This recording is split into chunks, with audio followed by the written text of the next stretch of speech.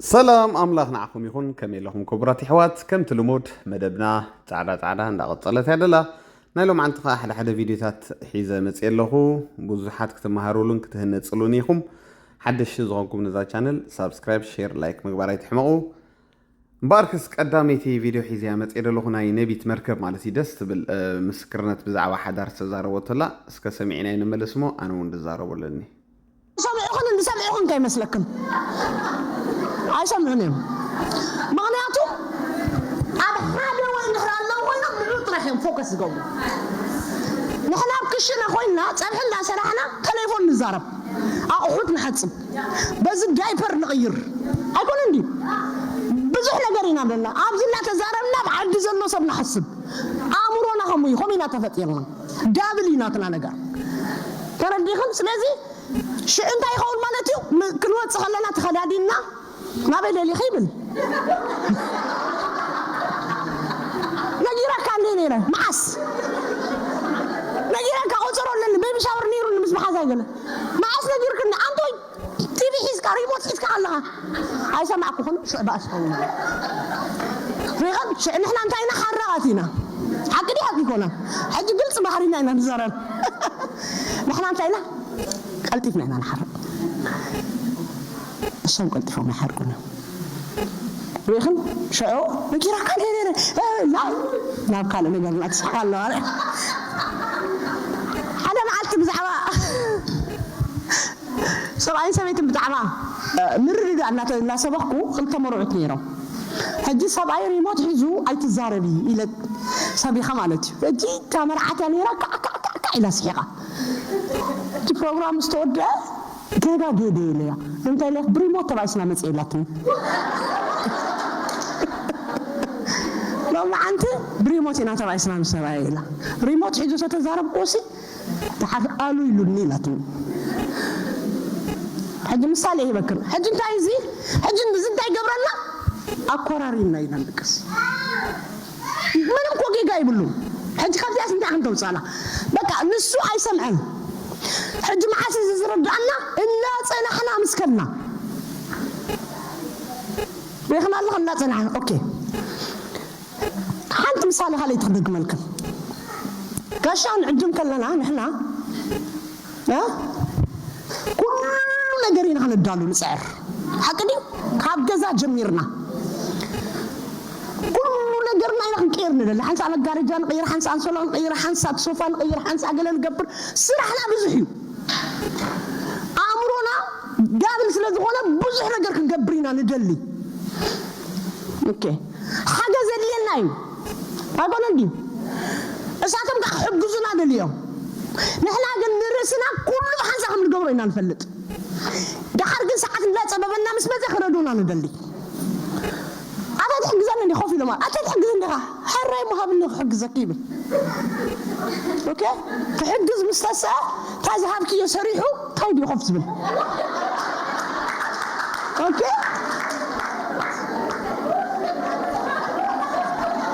شو نحن عاوزين نسرحنا عاوزين نسرح نحن قلنا أوكي صبوا خمس عينات لنا حكينا الوضع تحرر وأتت حجزنا لها وحجزك إني حرر حج هذا حجبر زاق برت بله يجبر ما لي صغير خاف في بل جنور الصحة مننا نحن عصر حزنا وأتت حجزنا لها ما تيمكن زي ما قايسين صريح عندهم ماليسنا خاو ريخا شو إما كيف عيد اللي بقى كده فبعلك صريح إنها ماليسنا ريخا هجي صوم كمان يكون ربنا هنا دينا يكوننا ريخا تفترونا حبيكم تحجزي أزناي تفترو زي مفلات بطعم مسحنا نقري زمس الصوم كان صراحة دخيل ما بكم تخلوا كعرف يوم دمج اوكي مسمعتوا احنا بزوحنا نزارب حانت قال من السنة شو بكا نعقلنا نبل أنا نبل أبعلنا من السنة يا راشد نبدر هجي كل فلتة مالنا نخلك اللي نفلطهم علنا بحلفي أتنحدش تزغونك هذا حمش تعمل زلا أنا أصدقك نسمعني كتفلطهم عليك بقى أزي أنت يوم يدحرينا تفترهم دقة تبعتيو مجمّر يزدلي وانا قرتاي تلنا كبري اوكي فطرتهم كلهم وانا نستيتي زدلنا عينت نخل كل جزي سمعتنا خبرهم عننا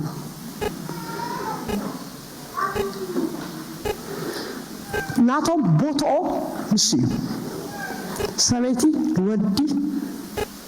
تحت كبر الله لا مجمّر يا بوتو كتولوا كتخبروا الله مساحة كبر تخينا لا تخبروا الله مع رايكنا اوكي سبيتي ها تحت سبعة عمنتاي بحذر كافتا استمرع خيا معلتي اتحسكي رأس خير رأسي إيخا يختب لي زلا سبعي ناتي إيخا قال كتعطول لها لخي ناتي رأسي إيخا يختب لي زلا جي كل نجر يختبيه نفس اختبيه فعاد كتبيه كبر ختبيه كل نجر يختبيه نعوم الزخبركي كل جنة خبركي اختخدي زدلي عين الزقاي هاللخا زدلي عين بروفيشنال استمهر كوني زدلخ عينت ناي دموز انتني هالخي ناي جنزب انتني هالخي زدلي عينت نهون الجزا حاجة تحت سبايك أنا عبزي حج نعخات كنا جلجل الله هاي كنا عندي نصوص لازم فقد اللي أنت جلجل الله ناتي بوتا نصو شفيني أنا بزله أنا تمليسة مسكركو جن أو تحت إيزات إذن ده حزاي كوينو دا إذا خون مسيلكم أوردر يبلو تجازها جن إحنا زين عالم سيستم جزء أناني زعبنا له باك جراوند إنه جزء أنان قال أملا خزم لنا إنا ناي جزء أوردر كومي سبعي ها رأسي سبيتي حجزت ملكن ذا الله سبيتي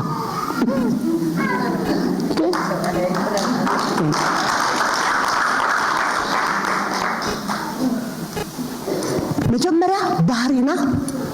كنفلق علينا ناتنا نحنا نتايو نسوا نتايو تفتروا نتايو أزم نتايو سبلك الحرير كناني بفلتات هيكونات ناخد كده كنفلتو بزحم دا لا تجاج أخا أبز ساوث أفريقيا عندها مهار كله خبر حدا عمد كسحة مش تعمد ما يجيش عمدات ولا مهيرة مالتي كان حدا عمد كسحة مش تعمد من تختفالت تجاج أخا لا تقرر بكهد ما تخلى عن لا تجاج أخا جيت باستر واتش إنتايلو أفت مدرة كان حدا عمد كسحة شدش تعمد زلهم نابتالتي أوفيس كي تمسونيلو معناتهم كان مجمّر يستمر عاوز عشان دش عمل زلوا مولو معلتي بسلف يوم بقى مولو معلتي بريقة يوم زعليلو لكن هاي ودنا يقولن بحرس لزيت فلالوت يخميلو بقى حجتنا ديرنا له كيف مسوني يا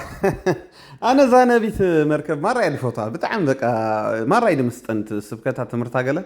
بتعمي باريات ناسي دك نسين دك تبعتها رئيها لها ببينيو زوكو يشجر دول حاجة أولد كل نجار كتجبرات خلاص نتصبح عند سرح عندك أنت تطبع قلت جبرات وزه نجار دك تبعتين كومي كونن حجة فترة ناسي كترد الله خد كلا لكن ترى دي خلنا زياد صباط تمرتيا حجة مزعتو كذي دك نسيو بحر نايدك تبعتيه أي فلت أني كنت فلت أخذ كلا لكن أنا بترجع جامي مهركنا له ودي تصل ونجار دفت ونجار ينجار كنا له ودي زفت ونجار تاي كبري بقى جيفت حسك خدمة تقولوا قال أزي كون نزدلي ودي أخبريه ريسبكت دبار قدامي تنجر زي الفوتة ምኽባር ማለት ባርያ ኾኑ ገለ ማለት ደይኮነሲ ክትዛረበ ይኸለኺ ኣገባብ ዘሎ ዘርፍ ብኣታና ገለገለ ሰባት እኮ ዳርጋ መልሲ ፀርፊ ምንሻው ምዝንጣል እንታይ እዚ ማንም ወዲ ከምዚ ይፈቱን እዩ ስለዚ ሰብኡት ግን ኣኽብራ ኣነ ዘይ ኣጥራይ ብለክም ኩሉ ግዜ ሰብኣይ ድሕግ ወሰል ነገር ትእዘዞን ተኽብሮ እንተኾይና ጓል ተወዲያ ከም ንግስቲ ክገብረካ ኣብ ገዝኡ ኩሉ ግዜ ታለባም ሰበይትስ ንሰብኣያ ዘውድያ ምሽ ብል መፅሓፍ ቅዱስ ስለዚ ንሰብኣይ ፎቶ ፍለጣ ባህር ናይ ሰብኣይ ኣፅንዓ እዚኣ ሕጂ ንፍዕት እያ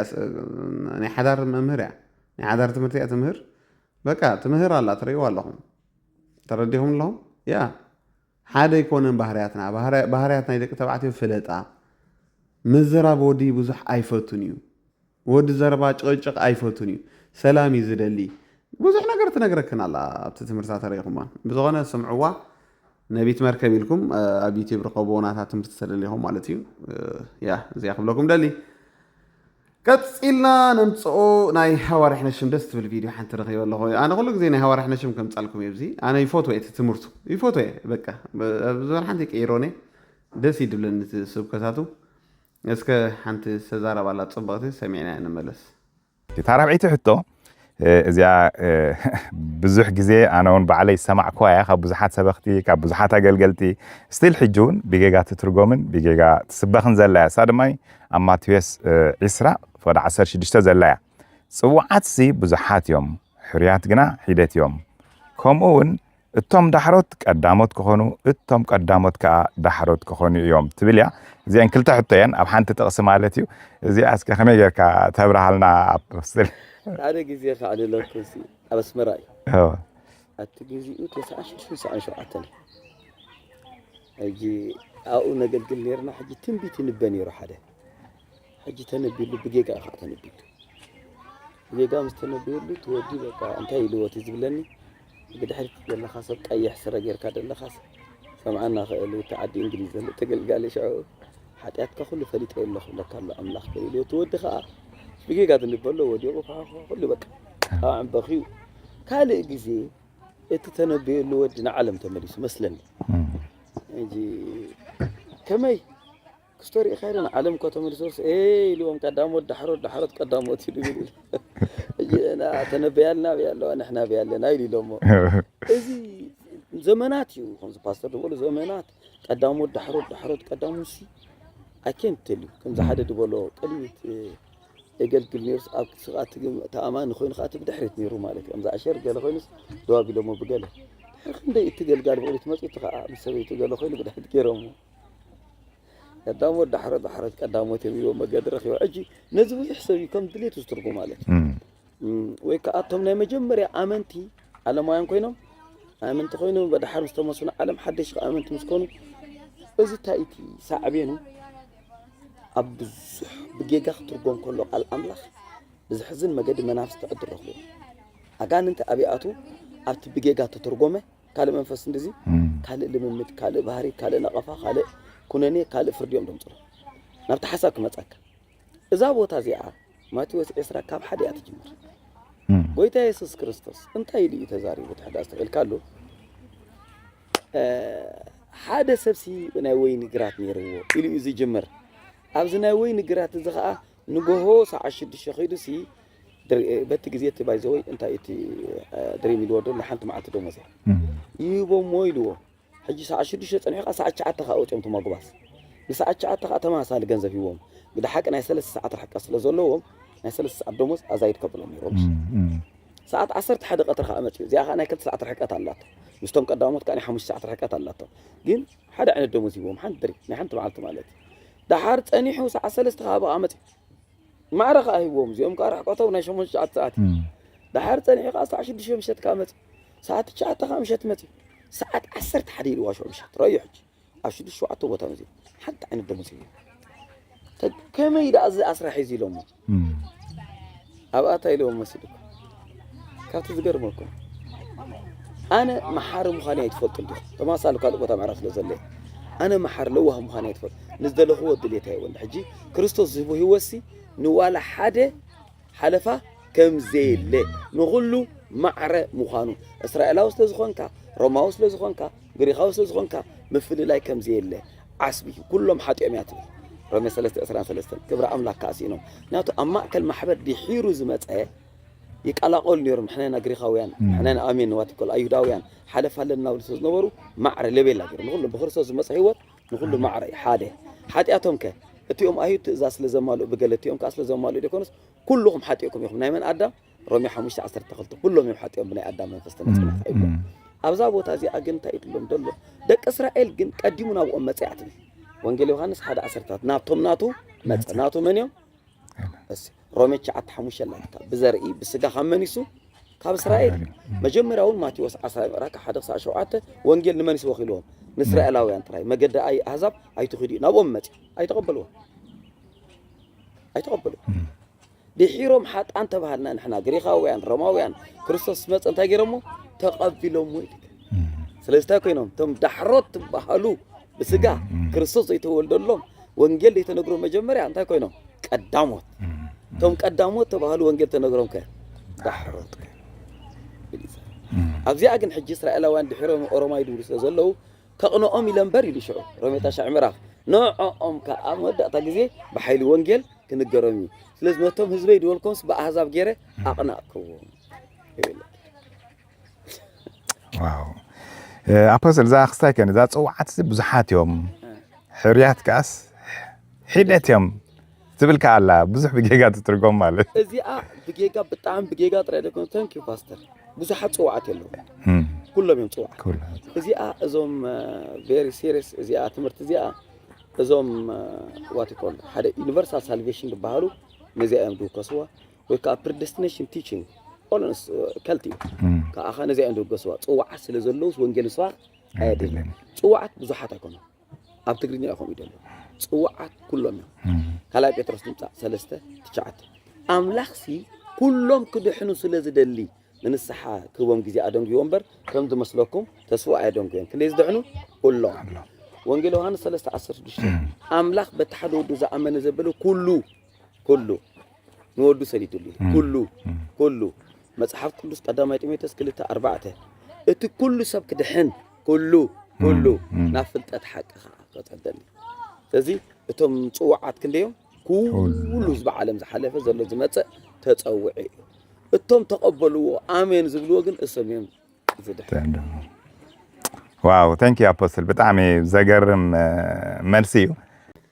ንጽር ተመልሲ እዚ አነ ብዙሕ ሐሳባት ሕቶ ያትኾኑ ነራ ንጽር ተመልሲ አነ ብዙሕ ድዛረቦ ነገር የለይና ብዙ ኩሉ መልሶ ይሃዋርሐንሽም ባርኮ ጎይታ ይባርኮ አምድርና እንታይ መሲልኩም ይሕዋተይ ሓደ ነገር ጠፊኢሎ ከምዚ አፕሪሺየት ምግባር ሞራል ምግባር ገለገለ የለን በቃ ምሻሎ ንሰብ ካብ 100% ክልተ ጌጋ ተሪኻሉ በቃ ህሮሞ ኢልካ ይደብድቡ ሕጂ እዚ ጽቡቕ ኣይኮነን ከምዚ ምሻሎ ዓገብ ምባል ግበሮ ምንም ሽግር ዘለዎ ኣይኮነ ምንቕቓፍ ኣካል ናይ ወንጌል ኢለ ዳኣመናን ኣብ ፐርሰናል ናይ ሰብ ጥራይ ኣይትእቶ ሽም ኣይተጸልም ገለምበር ብጥዑ ይሃቀና ነቐፌታ ምንም ሽግር የብሉን ምክንያቱ ሃዋርያት ንሓድሕዶም ይነቓቐፉ ነይሮም ኣነ እዚ ምንም ኣይ ኣብዚ ክሳይ ብለይን ሰብ ንሰብ ክነቓቐፍ ኣለዎ ምክንያቱ ሰብ ንሰብ መስያቱ ተረዲኹምኒ ስለዚ ኣብ ምድርና ናይ እግዚኣብሔር ሰባት ኣለዉ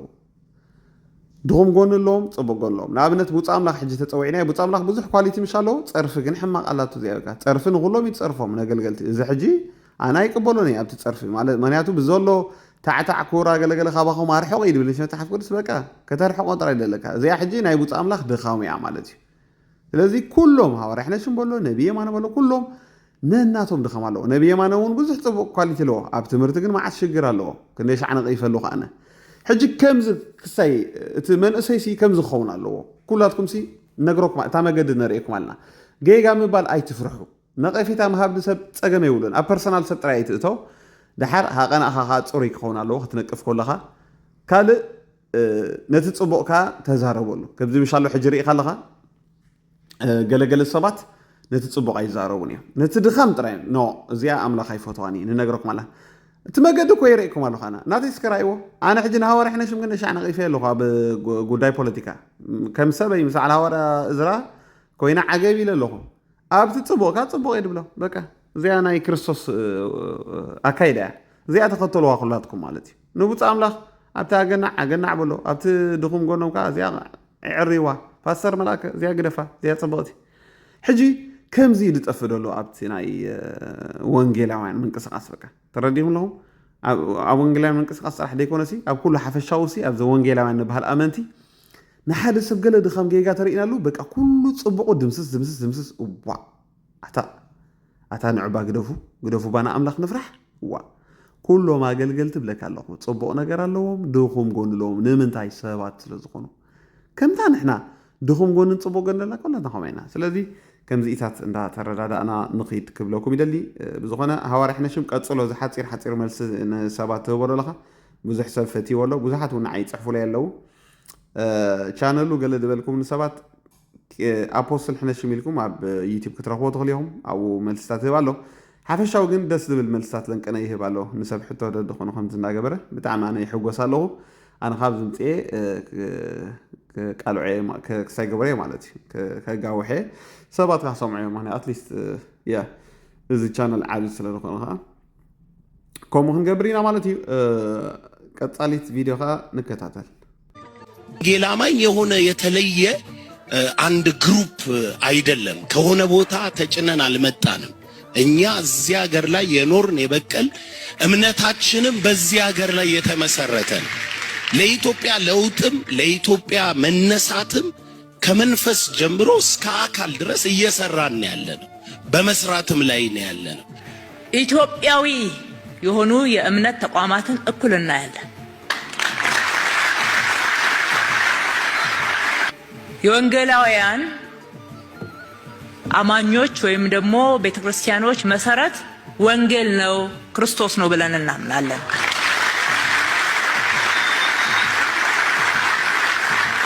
ስለዚህ የምትሰብኩት ወንጌልን እስከሆነ ድረስ እናንተ ኢትዮጵያውያን እስከሆናችሁ ድረስ የተመሰረታችሁት ኢትዮጵያ ውስጥ እስከሆነ ድረስ በምን ሚዛን ነው የውጭ የምትሆኑት በየትኛውስ መመዘኛ ነው መጤ ልትሆኑ የምትችሉት እምነት ሁሉም ሀገር አለ ኦርቶዶክስ ዓለም ላይ አለች ሙስሊም ዓለም ላይ አለ ወንጌላውያንም ዓለም ላይ አሉ ይሄው ነው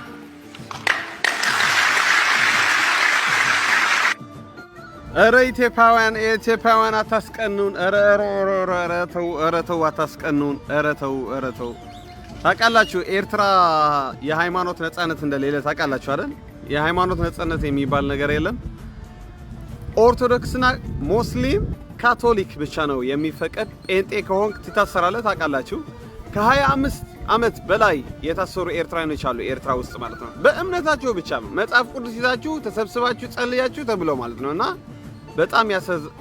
ይዘገንናል ቤት ማሰርቱ በተለይ በጣም ከባድ ነው ሙቀት አለበት በዛ ላይ ምግብ አይሰጡም ብዙ ቅዱሳን ሞተዋል እዛ እስር ቤት ማለት ነው እና ይሄን ቪዲዮ ሳይ እግዚአብሔር ሆይ ለኛስ ለኤርትራውያንስ መቼ ነው እንደዚህ ዘመን መታመጣልን ብዬ በውስጤ ጸለይኩኝና ያው በደርግ ጊዜ ኢትዮጵያ ውስጥ የሃይማኖት ነፃነት እንዳልነበረ ይነገራል በዛን ጊዜ ጻዲቁ አብዶ ተስፋዬ ጋቢሶ ይታሰሩ ነበር ማለት ነው ብዙ ዋጋ ነው የከፈሉት አሁን ግን ኢትዮጵያ ላይ ወንጌል እንደፈለክ ትሰብካለህ እንደፈለክ እና ለሁሉም ጊዜ አለው ይላል መጽሐፍ ቅዱስ የኛም ጊዜ ይመጣል አምባገነኑ ኢሳያስ ሲወድቅ ሲሸነፍ ልክ እንደ ክቡር ጠቅላይ ሚኒስትር ዶክተር አብይ አህመድ እግዚአብሔርን የሚፈራ መሪ እግዚአብሔር ይሰጠናል ወንጌል ደግሞ ይፈቀዳል በኤርትራ ብዬ ተስፋ አረጋለሁ እንግዲህ ታውቃላችሁ ሰሜን ላይ ያሉ ባለስልጣኖች እግዚአብሔር አይፈሩም ወንጌል አያውቁም ስልጣን ይወዳሉ ሌላ ደግሞ ደም ይፈልጋሉና በእነሱ ያለ መንፈስ የተገለበጠ ይሁን ከህግደፍ እንኳን አትሊስት ህወሓት ይሻላሉ በወንጌል ጉዳይ ምክንያቱም በመለስ ጊዜም ወንጌል ይፈቀድ ስለነበር ማለት ነው ያ ግን ትልቅ ዲያብሎስ ነው አምባገነኑ ኢሳያስ በጣም ከባድ ሰውዬ ነው ከባድ ነው ምክንያቱም አንደኛው ጥንቁልና ያምናል ወደ ጠንቋዮች ይሄዳል ባሮንቱ የሚባል ክፍለ ሀገር አለ ኤርትራ ውስጥ እንደ ክፍለ ሀገር ሳይሆን ገጠር እዛ ጋር አንድ ጠንቋይ አለ እሱ ጋር ይሄዳል ኢሳያስና ሀገሩን ለማፈራረስ ነው ለማፈራረስ ለማባታተን የተቀባ ሰውዬ ነውና ኤኒዌይ ይሄ ሳይ ደሳለኝ የሃይማኖት ነፃነት በቃ ኢትዮጵያውያኖች አመስግኑ በቃ ማጉረምረም የለባችሁም እኔ ደጋግሜ ነግሬያችኋለሁ ከናንተ በላይ አንዳንድ ጊዜ ሰዎች እንዲህ ሲሉ ሰማለሁ። ኢትዮጵያ ውስጥ እኮ እንደፈለክ አትንቀሳቀስም። ከአዲስ አበባ ወደ አማራ ስትሄድ ፋኖ ያገኙሃል፣ ወደ ትግራይ ስትሄድ ህወሓት አሉ፣ በዛ ስትሄድ ኦነግ ሸኔ ያሉ። መቼ አብይ አህመድ ጥሩ ሰራ? በአብይ አህመድ ዘመን አይደለም እንደ የተናወጥን ያለ ነው። በመለስ ጊዜ እኮ እንደዛ አልነበረም፣ ሰላም ነበር ይላሉ። የውላችሁ ወገኖቼ አብይ አህመድ እኮ ሰው ነው፣ አገር አስተዳዳሪ ነው። አዎ እናውቃለን። ፍጹም ሊሆን አይችልም። በዛኛው ካልተደሰታችሁ በሌላ ነገር መደሰት አትችሉም። ስለዚህ እሱ ደግሞ ከጊዜ ወዲያው ታያላችሁ፣ አጠናክሮ ይሰራል። አሁን ችግር የሆነ እኮ ኢትዮጵያ ውስጥ አንድ ሰው ቢሆን አንድ ሰው ቢሞት ያው መንግስት የለም፣ አንድ ቢሰረቅ መንግስት የለም ይላሉ ሰዎች። እንዴ በሁሉ ዓለም ላይ ሰው ይገደላል፣ ሰው ይሰረቃል። አዲስ ነገር እኮ አይደለም። ይሄ ግን ለአብይ አህመድ ማጠልሸት ስሙን ለማጥፋት የሚያደርጉ ሌቦች ናቸው እንጂ ሞት በሁሉም ዓለም አለ፣ ሌቦች በሁሉም ዓለም አሉ። እኔ ግን በጣም የሚገርመኝ አንዳንድ ሰዎች በቃ የሆነ ሰው ሲሞት ኢትዮጵያ እኮ መንግስት የለም ይላሉ። አንድ ሰው ተናዶ ሰውን ገድሎ እንዴት አብይ አህመድ ይጠየቃል? እኔ እኮ በጣም ነው የሚገርመኝ። እና አገር መምራት እኮ ዋጋ ያስከፍላል። በጣም ከባድ ነው። አንዳንድ ሰዎች እኮ ቤታችሁ መምራትም አትችሉም አይደል እንዴ? ቤታቸው መምራት የማይችሉ ሰዎች መጥተው ለአብይ አህመድ አገር ሊመራ አይችልም ይላሉ። እንዴ ተው እንጂ። ቤትህን መምራት የማትችል አብይ አህመድ አፍህን መክፈት ትክክል አይመስለኝም። ስለዚህ እነዚህ እግዚአብሔር የባረካቸው መሪዎች የኢትዮጵያኖች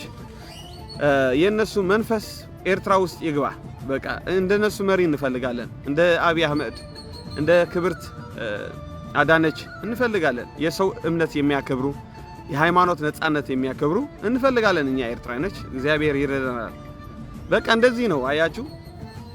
የሃይማኖት እኩልነት የሚባል አለ። ድሮ ጴንጤ በጣም ይሰደቡ፣ በጣም ይገለሉ ነበር። በቃ ማምለክ እስካልደረሱ። እኛ ጴንጤዎች እኮ ከዓለም የወጣን ሰዎች አይደለም፣ መካከላችን የምንኖር ነው። አብዛኞቻችን ጴንጤ ደግሞ ከኦርቶዶክስ የወጣን ነን። እኔ ለምሳሌ የኦርቶዶክስ አገልጋይ ነበርኩ፣ ልጅ ሆኜ ዲያቆን ነበርኩኝ። ከኦርቶዶክስ ነው ወደ ጴንጤ የወጣሁኝ እና ዝም ብለን ከሰማይ የወረድን መና አይደለንም። ስለዚህ የሃይማኖት እኩልነት መኖር አለበት። ከየት ነው የመጡብን እነዚህ ጴንጤ ይጥፉ ምናምን የሚሉ ሰዎች አሉ። ዳይናሶር እንደጠፋ እነዚህም ይጥፉ የሚሉ ሰዎች አሉ። ምን አደረግናችሁ? ወንድሞቻችሁ አይደለንም እንዴ? እና አስተሳሰባችሁ ቀይሩ። አንዳንድ ሰዎች ጴንጤ ልክ እንደ ሌሎች ሃይማኖት ተከብሮ መሄድ አለበት። በዘመናችን ግን በኢትዮጵያ መሪዎች አይተናል። እግዚአብሔር ክብሩ ይውሰድ። ከፍ ይበል ጌታ። ያ ማንም አይናቅም። አሁን ኤርትራ ላይ የሚገርማችሁ ወገኖቼ ጴንጤ ሳይል ካቶሊክ ሳይል ኦርቶዶክስ ሳይል ይገፋሃልና ይወስዳል ወደ ውጊያ፣ ወደ ሳዋ፣ ወደ ተለያየ። በሃይማኖትህ ልታከብር እግዚአብሔር ማክበር ስትፈልግ ደግሞ ይከለክልሃል። ለሀገር ሲሆን ለጥቅም ለሀገር ሲሆን ውጊያ ሲጀምር ናግባ ይልሃል። መርጦ አያስገባም። ኦርቶዶክስና ካቶሊክ ብቻ ነው ተዋጉ አይልም። ጴንጤም ወደ ውጊያ ያስገባል። አንተ ደግሞ በሃይማኖትህ እግዚአብሔር ማምለክ ስትፈቅድ ነው ይልሃል። ይሄ አሁን አምባገነን ኢሳያስ የሚያደርገው አመጽ ይባላል። ለምን የሰው መብት አይጠብቅም? መብት የሚባል አለ። ሰው እንደፈለገው ማምለክ አለበት። እኔ ያመንኩት ሃይማኖት እመን አይባልም። እና ምድራችን ያለ አምባገነን የተለየ ነው። የተለየ በጣም ነው የሚገርማችሁ። አሁን ግን ውጊያው እንግዲህ ከእግዚአብሔር ስለሆነ የተዋጋው እግዚአብሔር በአብይ አህመድ አድርጎ ይቀጠዋል ማለት ነው። ለአንዴና ለመጨረሻ ቲፒኤልኤፍና ሻዕቢያ ስነ ስርዓት ይይዛሉ ማለት ነው። ምክንያቱም ውጊያቸው ከእግዚአብሔር ነው ያለው። ኢሳያስ የዓለማችን ሰነፍ መሪ ነው። በትህትና ቢመላለስ ኖሮ የኤርትራ ሕዝብ በጣም ይወደው ነበር ድሮ። አሁን ግን ዚሮ። ማንም ይወደው፣ ጥቂት ሰዎች ናቸው የሚወዱት። ምክንያቱም ከእግዚአብሔር የተጣላ ሰው ሞገስ የለውም። ኢሳያስ ከእግዚአብሔር ተጣልተዋል። ምክንያቱም የእሱ አገልጋዮች ገድለዋል፣ አሳደዋል፣ ጳጳሶች የኦርቶዶክስ ሳይቀር አስረዋል። እና ከእግዚአብሔር የተጣላ ዲያብሎስ ሆኗል ኢሳያስ ማለት ነው። እና ቅርብ ጊዜ ግን እንግዲህ አብይ አህመድ ያሸንፈዋል ማለት ነው። እግዚአብሔር በአብይ አህመድ የሚሰራው ስራ ስላለ እኛ ኤርትራውያኖች እንጸልይ። እንደነዚህ አይነት መሪዎች እንዲሰጠን እግዚአብሔር የሃይማኖት ነጻነት የሚፈቅዱ የሰው ሃይማኖት የሚያከብሩ ማለት ነው። እና ይገርማል። በቃ አንዳንድ ኤርትራውያኖች ያስቆኛል። እዚህ ውጭ ሀገር መጥቶ ማን ምንድነው ሃይማኖት ማን አልተባልንም። እንግዲህ እዚህ አሜሪካ፣ ካናዳ፣ አውሮፓ ስንኖር ምንድነው ሃይማኖት አልተባልንም። ሰው እንደሆነን ተከብረን እየኖር ነው። በቃ በሰውነታችን የፈለግን ሃይማኖት ብናራምድ ማንም ይጠይቀን የለም። ግን አውሮፓና አሜሪካ፣ ካናዳ ሃይማኖታቸው ምንድነው ብትል ግን አብዛኞቻቸው ፕሮቴስታንትና ካቶሊክ ናቸው። ምዕራባውያን ዓለም ምድሩ የፕሮቴስታንትና ካቶሊክ ነው። ግን እዛ ብዙ ኦርቶዶክስ አሉ፣ ሌሎችም ሃይማኖት አሉ። በቃ ሃይማኖትህን ተከብሮ እየኖርክ ነው። አንተ በሰው ሀገር ሄደ ተከብረህ እየኖርክ ምንድነው ሃይማኖት ማን አልተባልክም እኮ። ለምን ለአንድ አበሻ ለኤርትራዊ ኢትዮጵያዊ ጴንጤ መጥፋት አለበት መኖር የለበትም ለምን ትላለህ? አንተ በሰው ሀገር አይደለም እንደ እየኖርክ ያለ በካቶሊክና በፕሮቴስታንት ሃይማኖት ያሉበት ምድር አይደለም እንደ እየኖርክ ያለ። በጣም ነው የሚገርመው የአንዳንድ ሰዎች አስተሳሰብ። እግዚአብሔር ማስተዋል ይስጣቸው። ሃይማኖት የግል ነው፣ ሀገር የጋራ ነው የሚባል ነገር አለ። ስለዚህ ስነ ስርዓት እናድርግ። በጴንጤ የምንነሳ ሰዎች ጴንጤ መጥፋት አለባቸው፣ ሃይማኖታቸው አናከብርም ምናምን የሚባል ነገር ከዚህ በኋላ አይሰራም። በኢትዮጵያ እንኳን እግዚአብሔር ሰጣቸዋል መሪ፣ ድንቅ መሪ ኤርትራንም ይሰጠናል። ተከብረን እንኖራለን ማለት ነው። ዝም ብሎ ማንም እየተነሳ ቤተክርስቲያን ጣሪያው እያነሳ ሰው እየገደለ ፖልፒቱ የጣለ ወንበር እየሰበረ እና ይሄ ዘመን በደርግ ጊዜ አብቅቷል። ክርስትና ስደት አለው ይገባናል። ግን አሁን ግን መከበር አለበት እምነታችን። እስከ መቼ ነው የምንናቀው? ስለ ክርስቶስ የሚመጣብን መከራ እንቀበለዋለን። ግን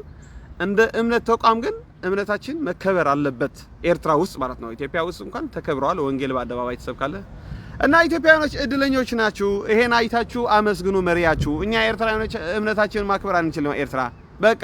የሃይማኖት ነጻነት ያለም። ስለዚህ በጥቂት ነገሮች አብይ እንደዚህ ነው አትበሉ። ብዙ ቆንጆ ነገር አለ አገራችሁ። እኛን እዩ። እኛ ኤርትራውያኖች ሀገር የለንም፣ ሃይማኖት በነጻነት አታመልክም። ብዙ የጎደለን ነገር አለ እና ስለዚህ ጥቂቶች ነገር ያነሳችሁ አብይ አህመድ ከመተቸት ኤርትራውያኖች ምን ያለን እዩና አመስግኑ። እግዚአብሔር እንደነዚህ መሪዎች ስለሰጣችሁ፣ ሃይማኖታችሁ የሚያከብራችሁ ሰዎች ስለሰጣችሁ አመስግኑ ለማለት ነው። ሼር ፎሎ ያ እዚያ አምሓርኛ ንሰምዑ ኢና እዛ መልእኽቲ ሂብና ብጣዕሚ ደቕናእካ ሪኢኻ ኣለኻ ወንጌላውያን ኣብ ኣዲስ ኣበባ ተፈቒድሎም የገልግሉ ገለገለ ብጣዕሚ ምሻለዉ ትሪኦ ኣለኹ። እዚኣ ሕጂታ ከንቲባ ናይቲ ከተማ እያ። ኣብኡ ኣብታ ኣኼባ ወፅያ ገለ ትዛረብ ነይራ ማለት እዩ። ምሻሎ ኣመንቲ ንሕናሲ ከም ነሮ ክሳይ ኣይኮናን መቋፅርቲ ይኮናን እምነትና ክኽበረልና ኣለዎ ገለ ትብል ነይራ። ባዕላታ ናይቲ ከተማ ሓላፊት እያ ናይ ኣዲስ ኣበባ ማለት እዩ። ሕጂ ከምዚ ኣብ ምድርና ክመፅእ ጸሎት ግበሩ ንብለኩም ደይሊ ነዚና ምዝራብ ከዓ ንፍቶ ምዝራብ ኣይንፅላእ በጃኹም ኣነ እዚኣ ክብለኩም ደሊ ገለገለ ሰባት ምዝራብ ኣይደልኒ ጸሎት ጥራሕ ይደልኒ ገለገለ ድብሉ ሰባት ኣለዉ። ነዚኦም ዓይነት ሰባት ፓስተር ጎይቶም ጽቡቕ መልሲ ይብሎ እስከ ንስማዕ እያ። ሓደ መራሒ ተሓታት ምስ ዘይከውን ከመይ ጌርካ ኢኻ ከም መንፈሳዊ ከም ቃል ኣምላኽ ቅሬታኻ ወይ ከዓ ተቃውሞኻ ከተስምዕ ዝግባእ? نلو معلت حطوها كبيد دانيال كم تملس أصلاً أمني قلت شعوي أتي ريخا أتي تحتات النت ديوتي تحتات النت من تايه له مسيلك أتي سلطان ذهبك حزب سلازخوني ناوت ملس تحتات النت كابعات بقس تسلطان مسايز له نايسب إيو ناتي أيقونن نتذهب النسب إلكا خانسخا تحتات تخون نعو مالتي معلتا وانتاي تقبر اللو اب تلفزيون داوت نغرنا يرأيو كل جيزي حدا مرح يرأي كمتص كخيل اللو انتاي يقبر اللو كرأي خيل اللو كأكن مهزبو زخيد مالتي مرحة مالت كأكن مهزبو زخيد مالتي نافت زحاشة زوسد مالتي كوسد كله خمرح كله انتاي جيرو معلتا وخزارب كخيل اللو انتو حدا ابكل تسلسة معلت خرأي خيل اللو عمتها وسرح انتاي تجيرو خجمجم كخيل اللو سنفنو خجمجم اللو بزخ نعرينا خبيل كخيل اللو بزخ صبوك نجبرينا خبيل كخيل اللو سلازم تتحتات النت زهب تحتات النت زخونه مرحي اتي سلطانو باغباب زلو مرحت راحيو حتى تزخيل كاله بعلو زلو تحتات النت كجبر اللو قلخت لا يتفنى حقن نعقون كنزارب يقبعنا إلنا ندحر دا تحتو أمتيكايا حدا أتي زقبهم كبري خطبون السبصبو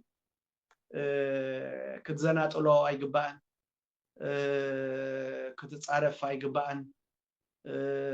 كتزنت الله أي جبان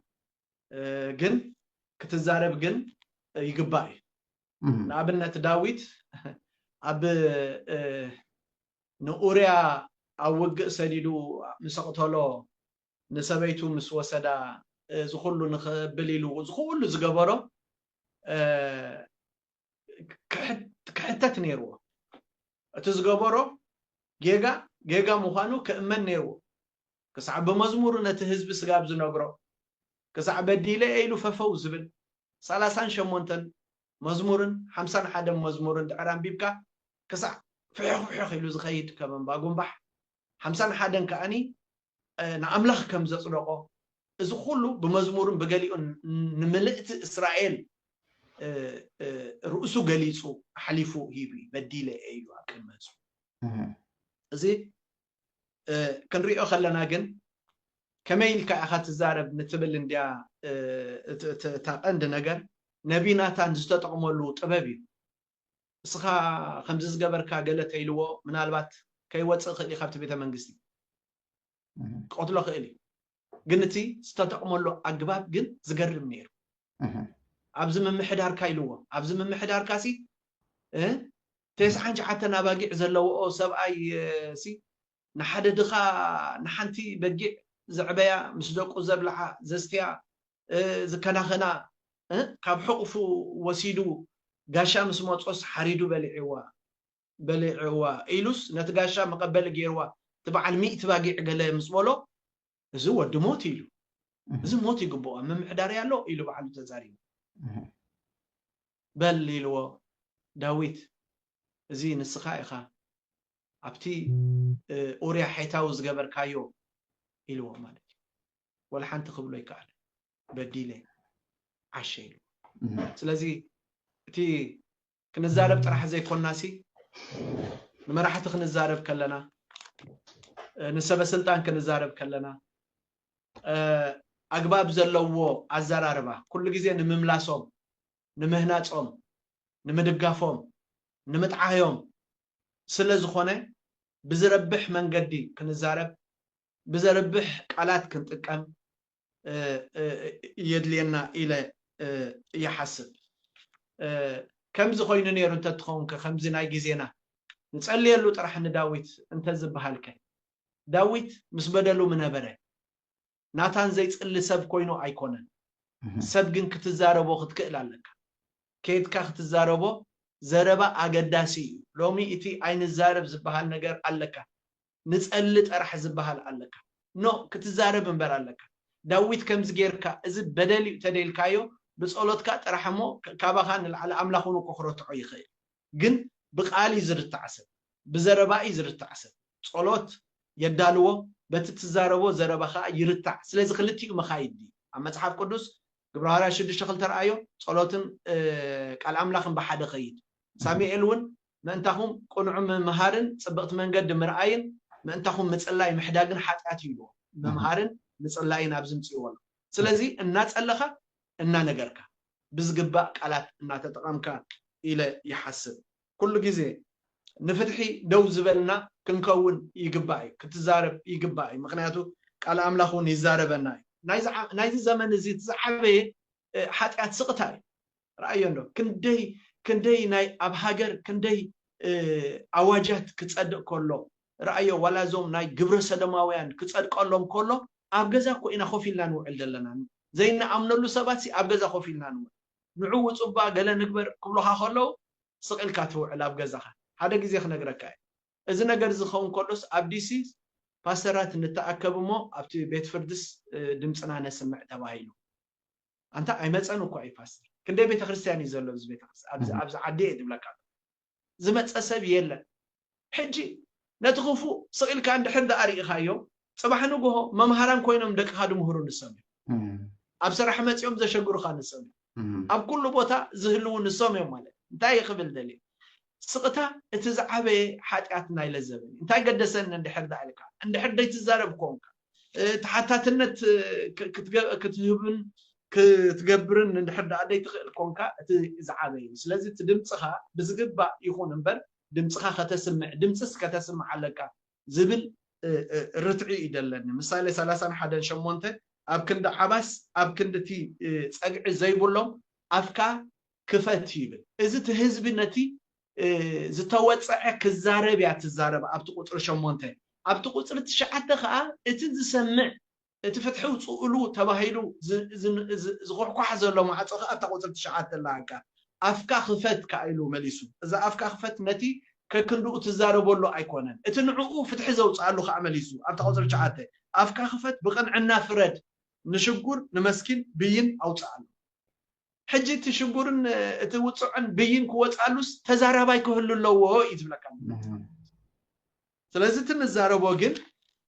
ብኣግባብ ክኸውን ኣለዎ ኢለ ዝሓስብ ማለት እዩ ከም ማርዶካይ ኣብቲ ኣፍ ደገ ንጉስ ደው ምባል ስለ ህዝቡ ሓቂ እናገበረ ሓቂ እናሰርሐ ብትክክል ዝኾነ ህይወት ከመይ ዝኣመሰለ ነቲ ህዝቡ ከም ዘድሓነ ፍትሒ ከም ዘውፅአ እቲ ዝተዛረበሉ ሜላ ተቀዳደደ ክዳን ተኸዲንካ ኣብቲ ደገ ሰሓቢ ምዃን ሓሲሙካ ከም ዘሎ ከተርኢ ምፍታን ነቲ መንግስቲ ቆላሕታ ዝገብረሉ መንገዲ ክገብር ኣብቲ ደገ ነይሩ ክዳነይ ሰዲዳትሉ ኣስቴር ናይ ክዳን ሕቶ ይኮነን ኢልዋ እዚ ናይ ጎሄ እዩ ክዳነይ ተቀዳዲዱ ዘሎ ኢልዋ ክዳን ናይ ፀገም ክዳን የብልና ህይወትና እንዳተሓተትና ፅባሕ ንጎ ምስተፋዕና ክዳን ታኾነና ይድብላት ግን እዚ ሰብ እዚ ኣብቲ ኣፍ ደገ ንጉስ በቃ ክዳኑ ሰሓቢ እንታይ ኮይኑ ዘብሎ ክገልጽ ብዝኽእል ይገልጽ ስለዚ ፍትሒ ኣገዳሲ እዩ ኣውፅዓለይ ክትብል ክትዛረብ ምዝራብ ወይታ እውን ምሂርና ኣሎ እታ ኣምላኽ ዘይፈርሕ ንሰብ ዘይሓፍር ሰብሲ ንጎሆ ንጎሆ ኣትኸዶ ነይራ እዩ ፍትሒ ከደሊ ሰብ ክዛረብ ክኽእል ኣለዎ ፍትሒ ኣውፅዓለይ ክብል ብግቡእ ዝኾነ ክስታይ ኢለ ይሓስብ ማለት እዩ ሙሴ እውን ንህዝበይ ይኺድ ሕደጎ ኢሉ እዩ ተዛሪቡ እዩ ክስታይ ገይሮ ስለዚ እቲ ምዝራብ ብሃናፂ መንገዲ ብፍቅሪ መንገዲ ከም ናይ ናታን ብቃል ጥበብ ዝተመልኦ ከም ነቢ ናታን እንድሕር ተዛሪብካ ይግባእ ኢለ ይሓስብ ኣነ ያ ፓስተር ጎይሽ ሸኽ ኣምላኽ ባርኮ ሪኸላ ኣነ ፓስተር ጎይሽ ማራይ الፎቶ ኣብ መንፈሳዊ ጉዳይ ንፉዕ ኣብ ፖለቲካ ጉዳይ ንፉዕ በቃ ብጣዕሚ ደስ ዝብለኒ ምሻሎ ሓቂ ዝዛረብ ከም ዝኸውን ኣለዎ ናይ እግዚአብሔር ሰብ እጂቶም ኣብ ፖለቲካ ዓድና ቅኑዕ ደይ ትዛረቡ ገለገለ ኣገልገልቲ ኣምላኽ በጀኹም ከምዚ ናይ በዓል ፓስተር ጎይቶም ንጹር ተዛረቡ ያ ሪኻ ፓስተር ጎይቶም ዓለማውያን ፈትዎ ወላ መንፈሳውያን ሓቂ ዝዛረብ ነው ታደላ ይዛረብ ስለዚ ብዝተኻእለና መጠን ቶም ኣገልገልቲ ኣምላኽ በጀኹም ምስ ወገን ህዝብና ንኹን ሓቂ ንዛረብ ጸሎት ጥራይ ይኹን ጸሎት ኖ ምዝራብ ኣገዳሲ እዩ ፓስተር ጎይቶም ጽቡቕ ገይሩ ገሊጽልኩም ኣነ ካብ ዝለዓለ ዝዛረቡ ይብለይን ግን በጀኹም ምዝራብ ንፍተው ክብለኩም ደሊ እንዲያሞ ንቐጽል ለምሳሌ በግልጽ አማርኛ ላንሳለ የአዲስ ኪዳን ካህናት ቤተክርስቲያን ላለፈው 10 ዓመት መጥተዋል እኛ ይህን ቤተክርስቲያን በምንጀምርበት ጊዜ ከባለቤቴ ጋር 13 ሰዎች ይዘን ነው የጀመርነው ብዙ ለፍተናል ብዙ ደክመናል ያለፉት 10 ዓመታት ቀላል ዓመታቶች አይደሉም ብዙ ጣውረዶች ብዙ ከባባድ ጊዜያቶች ታልፈዋል አሁን ላይ አዲስ ኪዳን ካህናት ቤተክርስቲያን የራሱ ሚዲያ ያለው ማርሲል የሚባል ሐዋሳና አዲስ አበባ የራሱ የሆነ አጥቢያ ያለው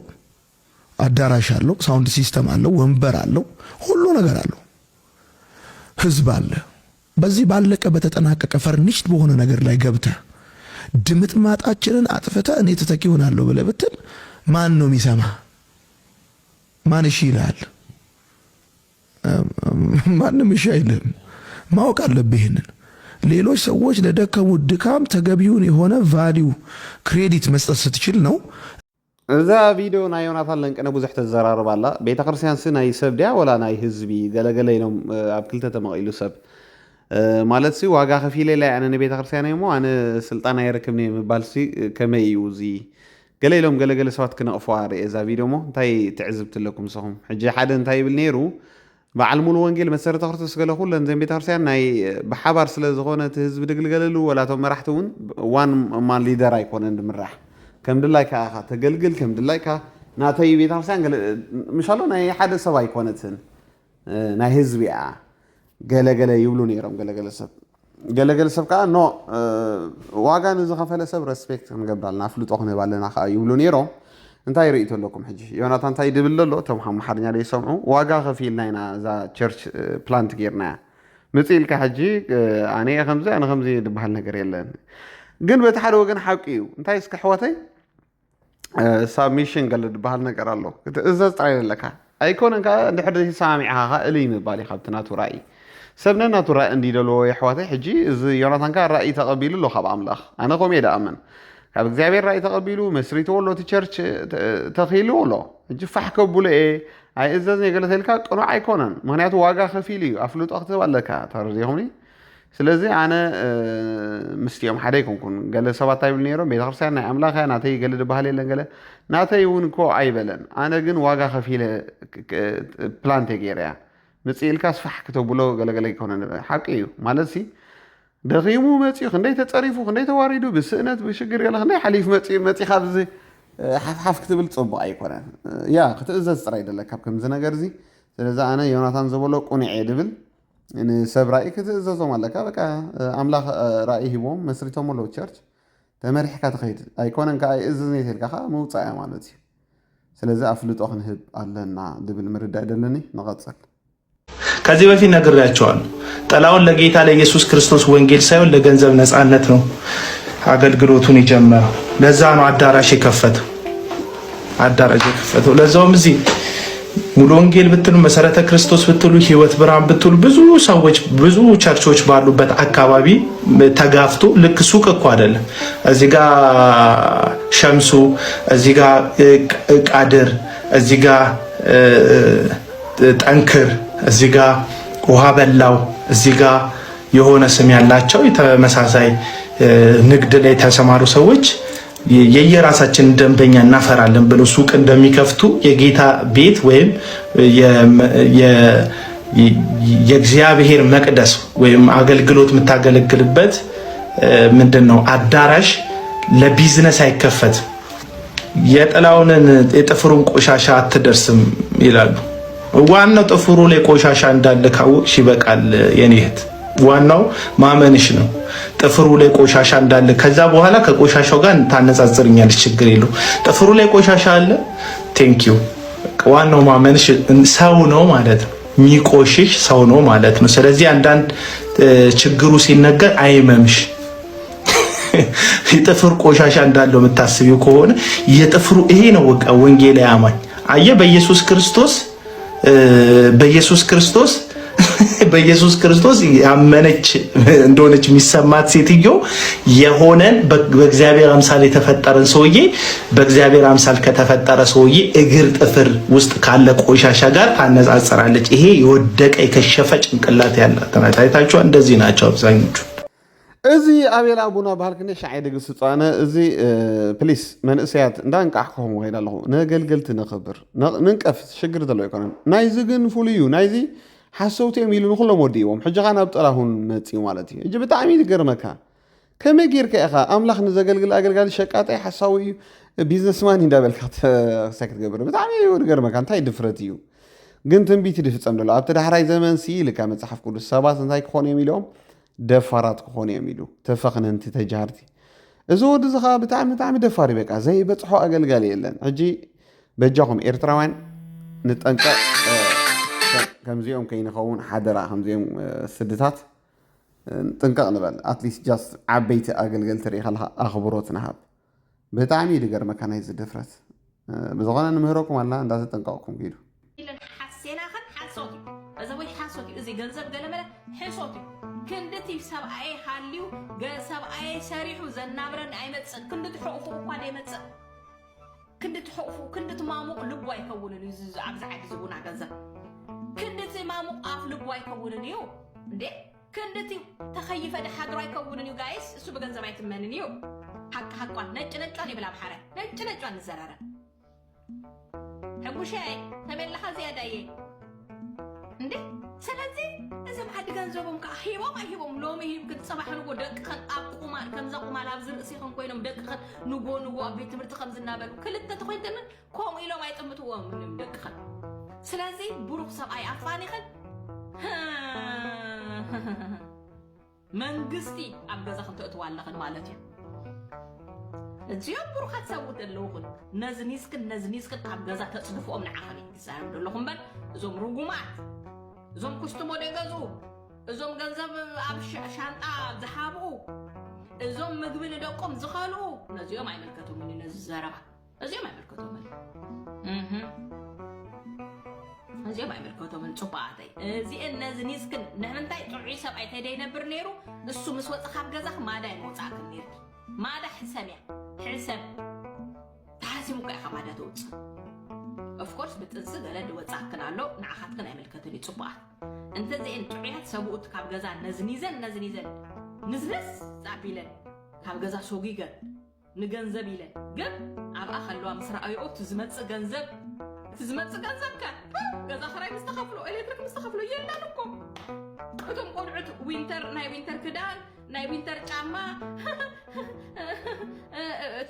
معاسي أقواليس جبرا ختمكاس إن مشاتي تشحن قالني خفيلة لا نجبرا مالتي جو بالسترات حتى بالسترات زخول مع وظائفات جنازي يوم هيك هتساوون ديم له قرب حف مسبلو مارك خدان قال انت لو سبا اي حق فني حدر نبر قبل عين مالتي هو الله نزنز زابيلن نزنز بس ما أمبول ما فسك بس واو حنت لبام كاثرخي وحجي حج بلغ ولا له بحدا انوي كم زغيرنا مورال كنهبه نغبانا يو حواتي ازي حفتنا حجي سي رايو مطببنيا ولا تمعدو اسي ميزاناو بقى ميزاناوي مالت ريخا كم زخونا له معدا حج ريخا زن دقنسيسي بقى وغن اي دقنسي خوين طرين كطابقادو على لازي تيك توك له كوم صبا يكونن ودكو حوغي ودغي ابوكم مالتي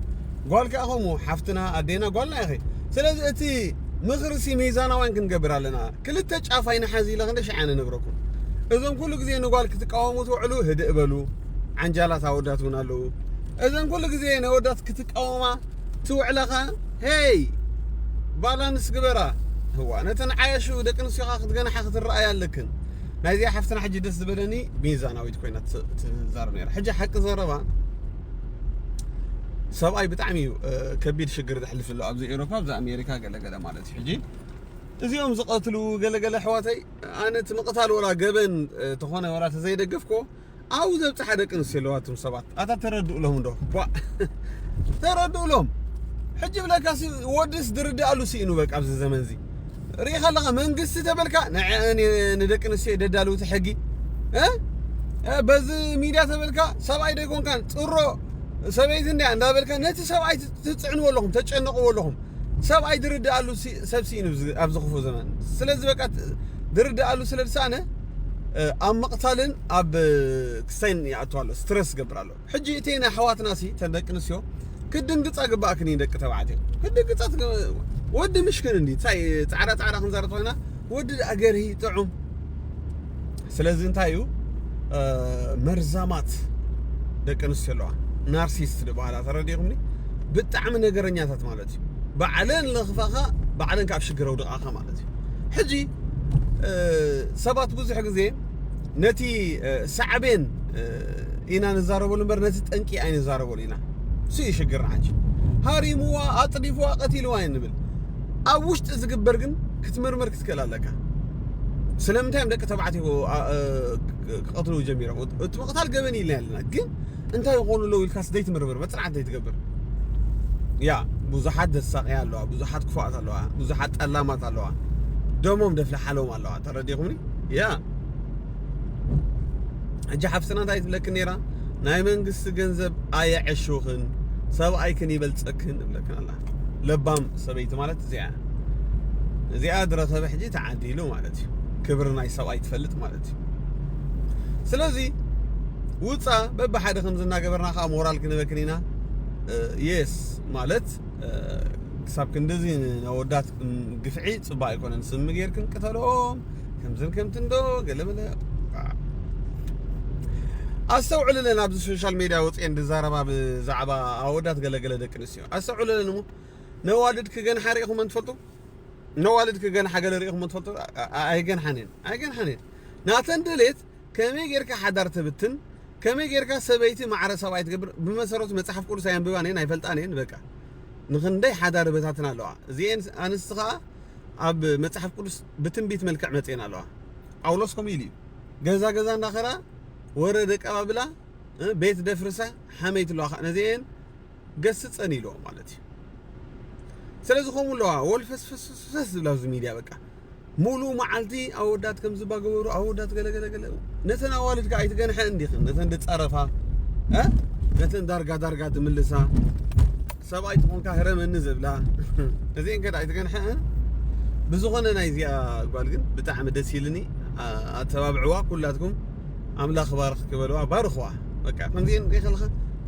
مورال كنا بنا لنا أرجعنا يحواتنا والدي يس سواء بقى تشجيرو تمسوات سواء بقى وجن دخونس إنه أتيهم قال ودات كاللوها قال ودات كاللو ده كان سياق كحجوس على ميلهم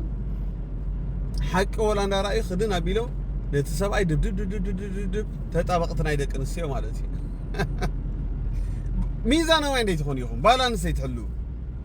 بتعمل دقر مكان anyway أبي وتم صورة دونجن كذكروا حجي قال خاتكم دك تبعتيو بتعمل تعبيو تلاقوا لهم سواء يدكم كان تصروا قال نداولكم توارا زي لهم أم بوز حسابات تريكم علىهم توارا زي لهم بك أنا نستي تتابع حاليت قال مثلكم حانت مع الخصتون وياكم تنش كانت وين ورامات دك نسيم سجات أمهم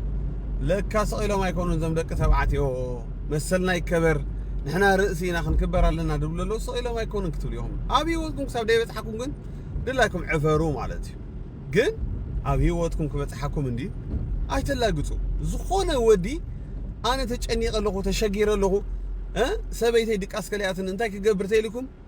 أيتوارا زيلو ويكا سبعي ديكم كان كألو تهم كا نو خميتي ولا أتصنع عيو تخيل كا أبرات عيو يس سبعي سلو زخونة مونتاي أيتجنا لي هاتو ولا لها حجي بقى دهيلكم ولا تود سبعة إرتراوي بزن من قصي نعاني زدقف بزن سخاتكم داون تقبرون عو من يتسقع يخون له ودي تبعتينا أوروبا نا أمريكا سي من يتسقع يخون له نا كندا مالتي زي معروا هاجر دلو تعرف من يتسقع يخون له كلاتكم قفيعكم عالم طبيباتو متصلمه تشعو بقى بعلي يفلط يلو سبي قتل قال ابش قراتو الله سلازي ابز غزي زي لعل ما نم كنغرك انا لعلتن دقنس يخمان وديو كان تصنانو عدغبانا مره دچنق سرس قبر دلو زي وديو يا كلهم أبغوني قال سلزخون دلو من قست ولا توم حبرة السب بتعمي دقربك أكو حدا جزيسي أب حدا جزا 70 70 تبعي سومسي كان عرق كيدنا مالتي حجب لك تقول أكو جيجنيا قل أتيهم شو ما جلس نتي 70 يتصعنوا بقى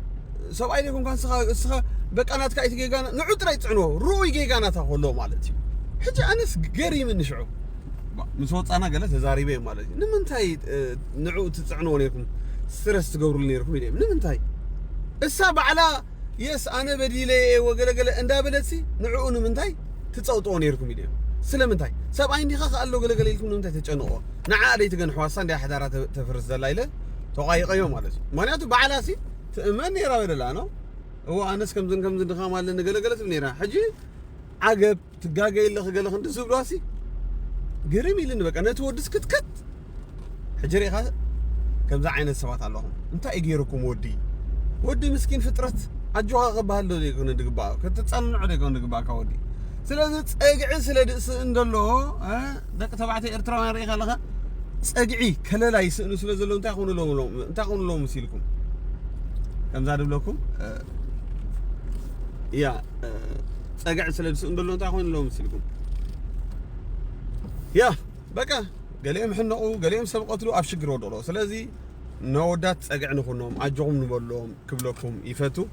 يا نقولنا ولا عندك نسي أجوهم نبلنا قل بزيادة نودات كانت أنا نعم قبعنا ودي مرة